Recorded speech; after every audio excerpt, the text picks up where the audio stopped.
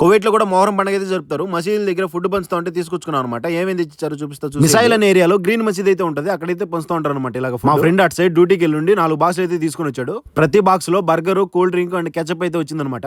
మసీద్ లోపల ర్యాకులు పెట్టేసి దాంట్లో చిన్న చిన్న పిజ్జాలు అండ్ స్వీట్స్ మొత్తం పెట్టేస్తున్నారు అనమాట. ఎవరికి కావాల్సింది వాళ్ళు ఏది కావాలంటే అది ఎత్తుకోపోయారు. ఇప్పుడు నేను చూపించే ప్రతి ఐటమ్ అదే మసీద్ లోంచి తీసుకుని వచ్చినట్టు. ఈ బాక్స్ లో మటన్ కబాబులు, చికెన్ కబాబులు అండ్ ఫ్రెంచ్ ఫ్రైస్ అయితే ఉన్నాయి. మొత్తం తీసుకెళ్లి ఇమ్రాన్ రూమ్ లో కూర్చొని పరిచేసాము. ఇది వచ్చేసి ద్రాక్ష రైస్ అనమాట, కొంచెం పుల్లగా ఉంటది. మొహరం పండుగని ఇంటి దగ్గర పీర్లు పెట్టి అయితే చేసుకుంటారు. కువైట్ లో అలా చేయడం నేను ఎప్పుడు చూడలేదన్నమాట.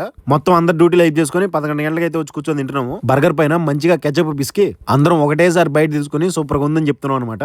కువైట్ లో మొహరం పండుగ స్టార్ట్ అయిపోయి 1 వీక్ అయిపోతుంది. నమాజ్ చదువుకొని ఇట్లా ఫుడ్ అయితే పంచుతూ ఉంటారు సాయంత్రం. మేము తిన్న వాటిలోకి ఇదే వెరైటీగా ఉంది. పల్సటి చపాతీ లోపల జిబిను, అటికి మాడాకు, పుదీనా పెట్టించారు. మేకలు, ఎనువులు కదా నవిలు మింగటమే. తినడానికి కష్టంగా ఉన్న ఆకులు తినడం హెల్త్ కి చాలా మంచిది. మీరు ఈ సంవత్సరం మొహరం పండుగ ఎక్కడ జరుపుకున్నారు, పీర్ల పండుగ చూస్తుంటే ఎక్కడ చూసారో కామెంట్ చేసి ప్లీజ్ వీడియోకి లైక్ చేసి సబ్స్క్రైబ్ ఉంటా. బాయ్.